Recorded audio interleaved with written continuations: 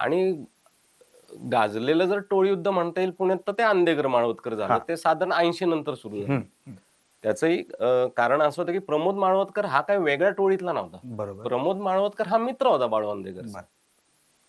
आणि ती टोळी मोठी होती. पण कसं असतं ना की एका मोठ्या तळ्यामध्ये बदकं असतात सगळी.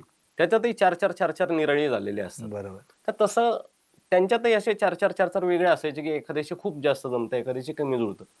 आणि चांगले मित्र होते. फक्त आता त्याच्यात अंधेकरचे एकदम जवळचे जे मित्र होते त्यांना त्यांच्याशी कधी-कधी वादावादी झाली प्रमोदची. मग ते खटके उडायला लागले आणि पुण्यातला एक आंतरधर्मीय एक प्रेमविवाह झाला.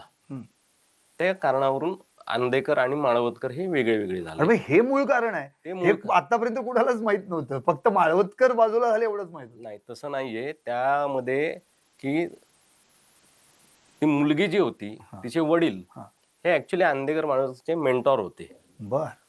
तिचा एका परधर्मातल्या एका मुलाशी विवाह म्हणजे ते प्रेम होतं. तो तिला घेऊन गेला. तर त्याला परत आणण्यासाठी म्हणून माळवतकर चालला होता किंवा ते असे चालले होते. त्यातून ह्या टोळीमध्ये भांडणं आली की तोही आपलाच मित्र आहे, मेंटॉरही आपलेच आहेत. बरोबर. त्यातून त्यांच्यात बिनसलं आणि मग पुढं अंधेकर आणि माळवतकर यांचं वैमनस्य टोकाला गेलं आणि माळवतकर त्यातून बाहेर पडला. ओके.